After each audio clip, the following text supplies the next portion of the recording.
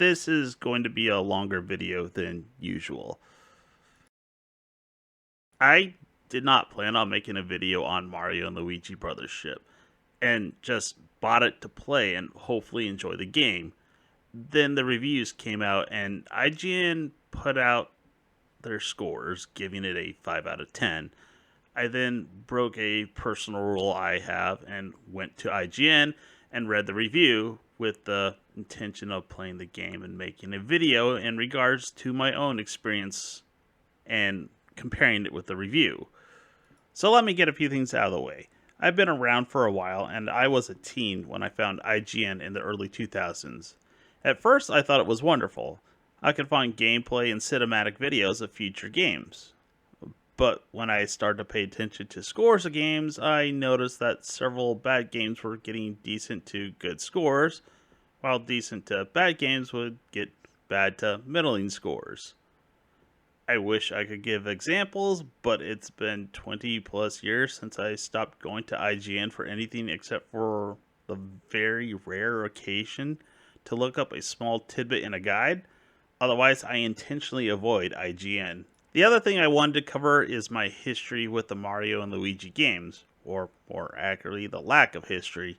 I only played two, well, 2.5. I played Superstar Saga on the Game Boy Advance, and then the remake on the 3DS, along with Bowser's Inside Story. I skipped all the other titles. I did not particularly care for Superstar Saga, specifically having to play it on the Game Boy Advance. Part of this is having dyspraxia, and Superstar Saga messed with my brain.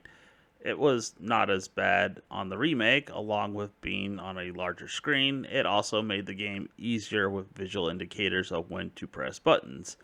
My hopes were with a much bigger screen, it would be a better experience with Brothership.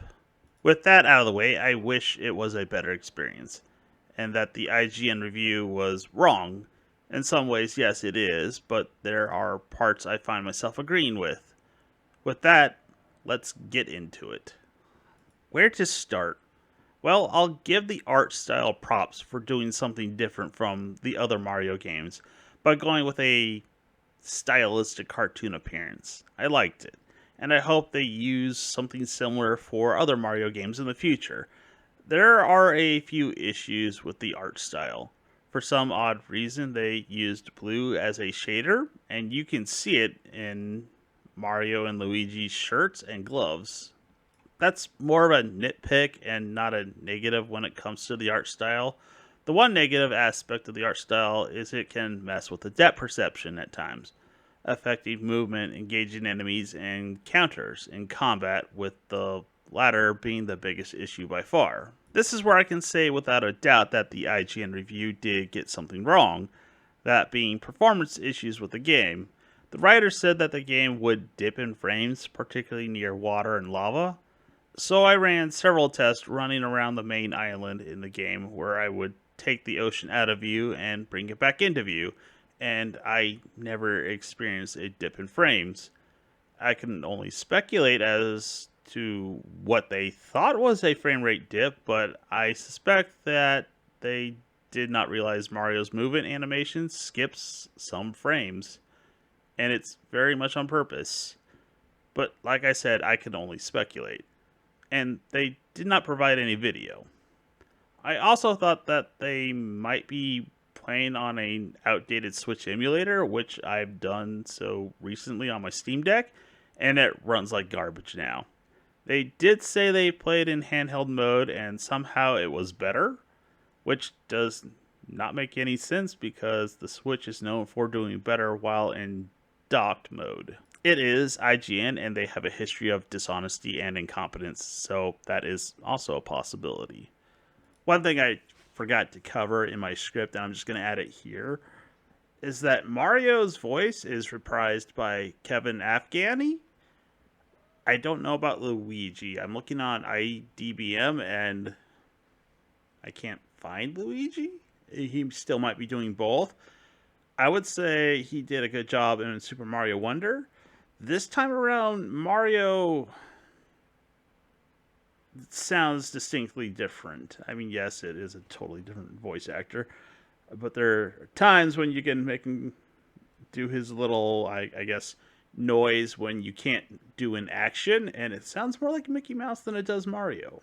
At least that's what I thought. Anyways, I'm just putting that here because that seemed like the best place to put it. Now I'm going to continue on with the rest that I actually did script and write out.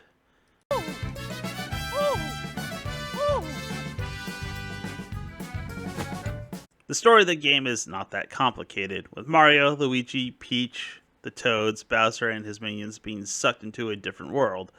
The cutscene for this is a bit too close to the Mario Bros. Movie for my taste, but they do show that something happened to the land.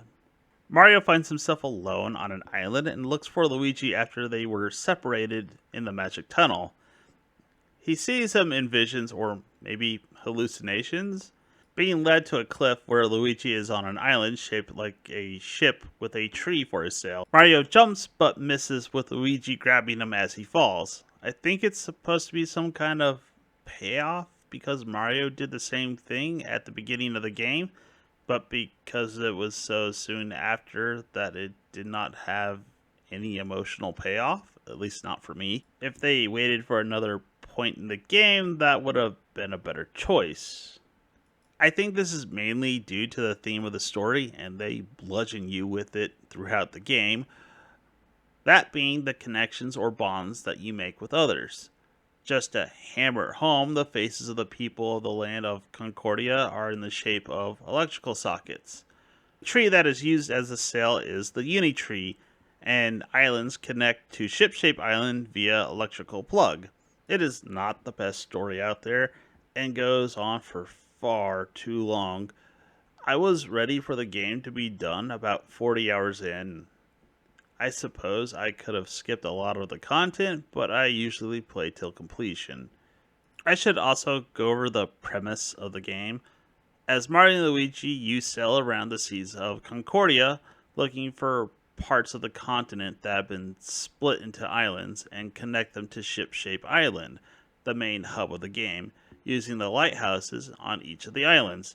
After finding the islands in the section of sea, you go to the Great Lighthouse and reignite it, opening a path to a different sea. Along the way, Mario and Luigi go through different scenarios and meet new characters, including Princess Peach and Bowser. Getting back to the story, one of the problems I have is some of the segments of the game last a bit too long. Like someone has overstayed their welcome. A large part of this is the dialogue of the characters. They tend to prattle on for too long, and I took the time to read what they had to say when it came to quests in the story. It would not be that bad if it was for the story, but there are optional quests that feel more like filler, with most having disappointing rewards on top of having to read what the character wants. I mean, the best example I have for that is they were having a debate on the beach, which wasn't a debate, it was a conversation, and they were just talking about clothes with all the female characters in the game. It served absolutely no purpose at all. I don't even know why it was there. But it also extends to the gameplay as well, where some islands have only a few enemies or short scenarios on them, while others are larger, and due to needing to make your way around them to unlock an ability, it tends to drag on. Like Slip and Glide Island, where you confront 10, a member of the Extension Corps. First, you have to go through a series of rails using Mario and Luigi's ability to turn into a ball. Then you need to fight your way to the lab 10 is using. Then you have to chase him down to unlock the ability to accelerate while in the ball, and again navigate the island while fighting off enemies along the way just to get to the lighthouse on the island. Not to mention, once the island is connected, you often return to the island to collect sprite bulbs, a resource for making plugs, as well as side quests and the story later in the game. It gets to the point with all the incessant dialogue, the battling, and the exploring, it starts to drag on. I often played for only a few hours, doing something else, then coming back for a bit because I just got bored with it. I ended up pushing through just to be done with the game. I'll give two examples that exemplify what I mean. So, a bit of a spoiler, but the main bad guy has flowers that sprout and latch onto characters' heads. And based on what they say, they are in a simulation similar to that of the Matrix. This happens to Mario and Luigi, and anyone with a brain would figure it out right away, but Mario and Luigi are just dumb for some odd reason at this point in time of the game and require clues to figure it out. It has them looping through the courtyard outside of Peach's castle, jumping on platforms and hitting boxes. Then you have to find the main villain of the game. But it just keeps going on and on and on and on. And I had to question why they went on for so long. The other part is you have to go back to the same fortress 3 times. The first time I knew something would happen due to being able to see currents that I have not explored, but they added a third event where you again had to go through a barrier by collecting the power of bonds from characters you met. By going back to islands that I have been to multiple times due to the side quest. All it accomplished was stretching out the game even more, and I was hoping to be done after the second time you get into the fortress and fight the main villain with the not so surprising reveal of a more powerful villain to fight. When it comes to controlling Mario and Luigi, it's similar to Superstar Saga and Bowser's Inside Story. You primarily control Mario with Luigi following behind. This time around, he falls at a longer distance. You still cause Mario to jump with A and Luigi with B.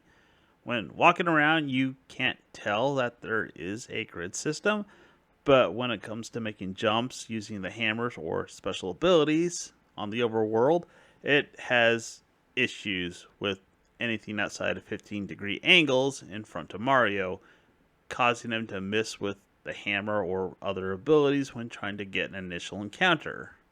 Then combine that with the issues with depth perception, missing jumps, or failing to get that initial encounter occurs frequently. It gets worse with some enemies having ranged attacks, and they rarely miss due to how fast the animation for the projectile is, making it hard to get that desired initial encounter. Speaking of initial encounters, just like Superstar Saga, you can land an attack in the overworld with a hammer blow, jump, or later on ice and fireballs, and cause some damage to the enemies.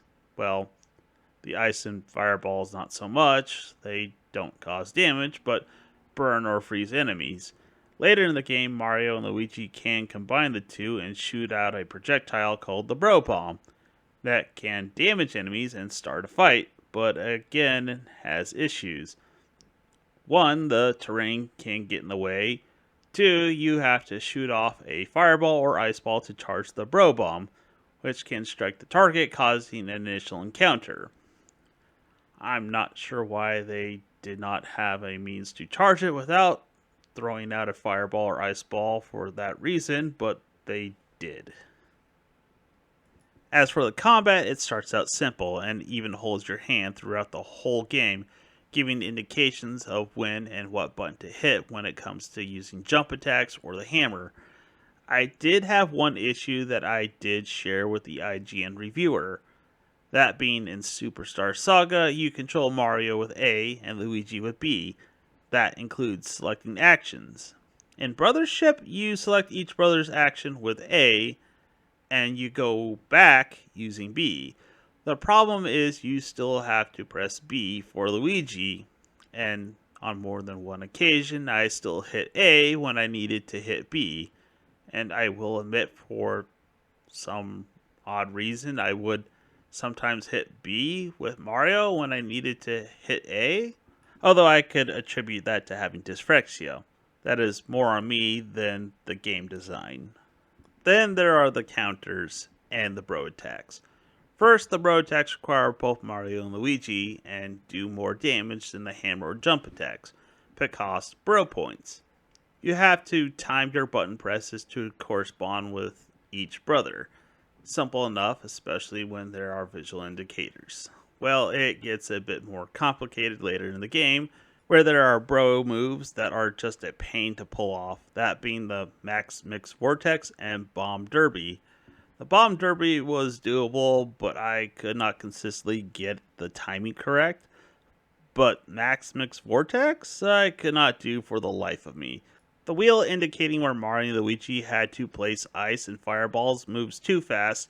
Without a mechanic that does it for me, I probably would not have been able to pull it off. So basically, I didn't pull it off. It's an issue throughout the game, particularly towards the end of the game, where things just move too fast. This leads me to counters in the game.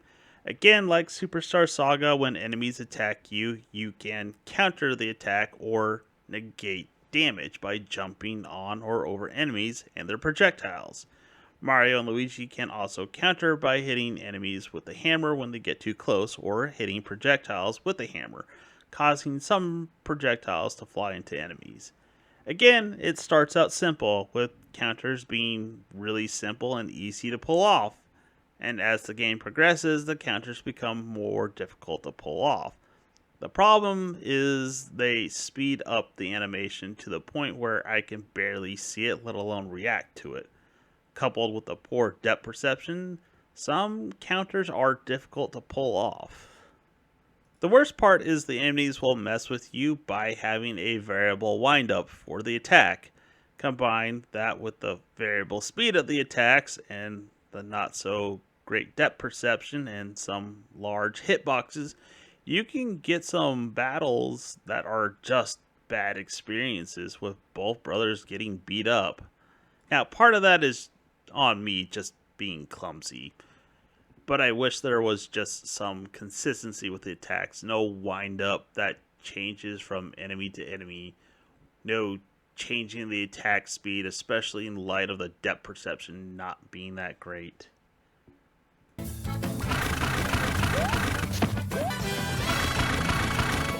I kind of suspect that there's some developer difficulty occurring, similar to that of Star Fox Zero. That being, they became so good at playing the game, they started designing it around the skills that they developed from playing it, not thinking about their average gamer who's going to play it. The last thing I wanted to cover for combat are the plugs. They are temporary abilities that can be used in combat, like making some counters easier, or causing spike balls to drop on enemies' heads if you get an excellent rating. My favorite was one that performed the bro moves for me so I didn't have to get the timing down, which was useful for performing the Max Mix Vortex. They can be combined in multiple ways, boosting attacks or survivability.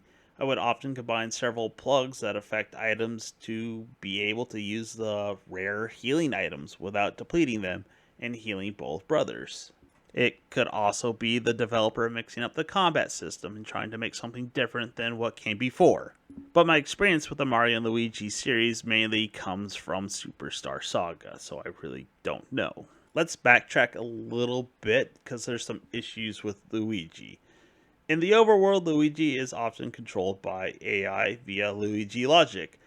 The AI will perform tasks like picking turnips, smashing crates, and rocks. Nothing really wrong with that.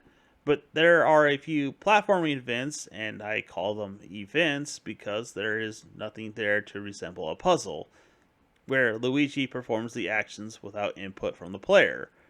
There is one event I will agree with the IGN reviewer, where you have to press the buttons in the ground in order. Luigi will be the cause of such a basic event to fail, by not waiting for the player to get to the number they need to press. It's more of a race and annoyance at that point. In Superstar Saga, you use the hammers and jumps to explore and traverse the overworld, and are tied into the combat. In Brothership, other than smashing rocks or jumping up to a higher spot, there is nothing equivalent in the game. Instead, the brothers have three abilities that are used in the overworld that can be useful to get initial encounters, but are not used in combat. One I went over already, that being the Bro Bomb. The other, they turn into a ball and can accelerate. The last is called UFO Spin. It seems to be a lost opportunity to integrate attacks based off of abilities. Lastly, there's exploring the islands, and there's not much to them.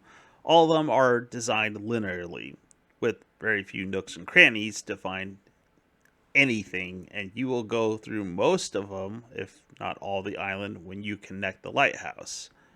When it comes to the seas, it feels like they were going for a Sea of Thieves kind of design, but watered down. You have to sail along the currents to find the islands, inlets, and lighthouses. There's nothing going on in between the islands except for a few reefs, which are not reefs but more like statues. When you first start sailing, it's slow and you kind of just inch along, but you can increase the speed after the first lighthouse, something the IGN reviewer left out or maybe never discovered. But I find it pointless because other than a few small choices here or there that can still happen without sailing around, the progression is again very linear, and they could have replaced the boring sailing bit with a menu similar to when you select an island that has been connected. It would have had the same effect. It gets worse when they add an even faster form of travel, way too late in the game for my taste, that lets you teleport, for lack of a better explanation, to selected currents. So again, why not just have a menu? I know sometimes it's about the presentation, but when the presentation is boring and tedious, maybe making things simpler is just a better route. Overall, the main problem is the pacing of the progression, along with dialogue just being a slog to get through. The combat is simple for the most part, and you can get away with just using jumps and hammer attacks to get by. It does get a bit frustrating later in the game due to the variable wind-up speed and speed of the attacks, along with some not so great depth perception. None of the characters were all that great. Most of them were actually kind of on the annoying side, particularly the members of Idol. I just wish that they would have just stopped with that. I absolutely despise them. I know they're kids, and I call them Kennies, which is the term for children in Japanese monster movies, which seems appropriate here.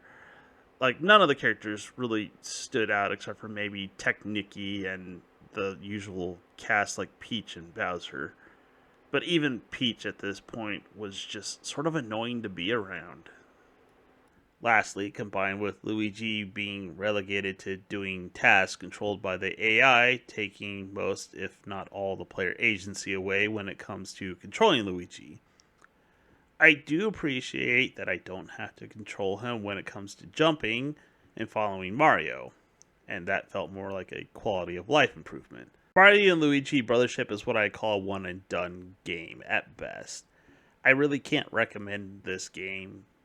I mean, if you're a fan of the series, sure, go for it, but if you're just a general Mario fan, it's not great. But then again, your mileage may vary in comparison to mine. So if you made it this far, thanks for watching. Have a good one.